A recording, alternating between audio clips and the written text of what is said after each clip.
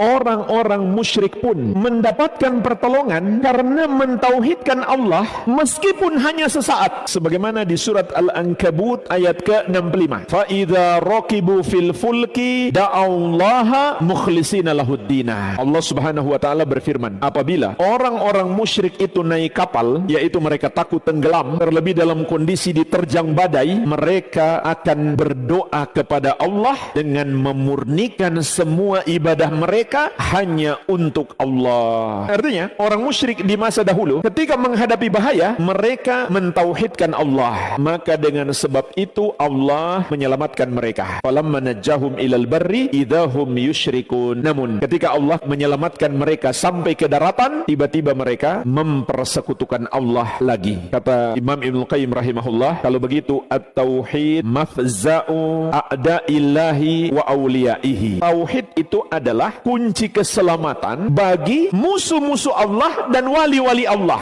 Fa amma a'da'uhu fayunajjihim min kurabid dunya wa syada'idiha. Namun musuh-musuh Allah hanya Allah selamatkan dari kesusahan dan keburukan dunia. Wa amma awliya'uhu fayunajjihim bihi min kurbatid dunya wal akhirah wa syada'idiha. Adapun para wali Allah, maka Allah menyelamatkan mereka dengan tauhid dari berbagai keburukan dunia dan akhirat dan segala musibah yang ada padanya. Jadi subhanallah, orang musyrik pun biar tauhid mereka cuma sesaat, karena itulah Allah menolong mereka. Tapi ini berbicara tentang orang musyrik dahulu. Saat menghadapi bahaya, mereka mentauhidkan Allah. Namun ada orang musyrik hari ini masih mengaku muslim. Ketika menghadapi bahaya, bukannya taubat, malah tambah berbuat syirik. Bandingkan dengan orang musyrik dahulu. Saat ditimpa musibah, mereka taubat, mereka bertauhid, mereka tinggalkan dosa syirik. Karena mereka memang masih yakin yang bisa menolong mereka hanya Allah Subhanahu wa taala. Sehingga dalam kondisi genting, mereka lupakan semua yang mereka persekutukan dengan Allah, sehingga Allah pun menolong mereka. Jadi jemaah sekalian, tauhid adalah sebab utama hamba mendapatkan pertolongan Allah. Oleh karena itu, jika kita perhatikan doa-doa ketika menghadapi kesulitan adalah doa-doa untuk merealisasikan tauhid. Contoh, dalam hadis yang diriwayatkan At-Tirmidzi dari Sa'ad bin Abi Waqqas radhiyallahu anhu, Rasulullah sallallahu alaihi wasallam bersabda, "Da'watu Dhinnun idh da'a wa huwa fi batnil hut." Doanya Nabi Yunus alaihi salam ketika beliau baca saat beliau di perut ikan. Ini luar biasa, kesulitan hidup yang menimpa Nabi Yunus alaihi salam. Ditelan hidup-hidup oleh seekor ikan besar. Hiduplah beliau dalam kegelapan di perut ikan di tengah samudera. Tidak ada lagi yang bisa beliau perbuat selain berdoa kepada Allah Subhanahu wa taala. Maka Nabi sallallahu alaihi wasallam menyebutkan doa yang beliau baca juga terdapat di surat Al-Anbiya ayat 87. La ilaha illa anta subhanaka inni kuntu minadz zalimin. Fa innahu lam yad'u biha rajulun muslim fi syai'in qattu illa istajaballahu lahu. Lanjutan hadis, kata Nabi sallallahu alaihi wasallam, sesungguhnya tidak seorang muslim pun yang berdoa dengan doa ini dalam menghadapi masalah apapun kecuali pasti Allah menolongnya. Jadi ini untuk semua masalah, terutama saat menghadapi kesulitan. Maka lihat apa kandungan doa ini. Ada 3 kalimat. Yang pertama, la ilaha illa anta. Tidak ada yang berhak disembah kecuali engkau. Ini adalah pernyataan tauhid. Subhanak, maha suci engkau. Artinya engkau tidak pantas dipersekutukan. Ini adalah pernyataan kita berlepas diri dari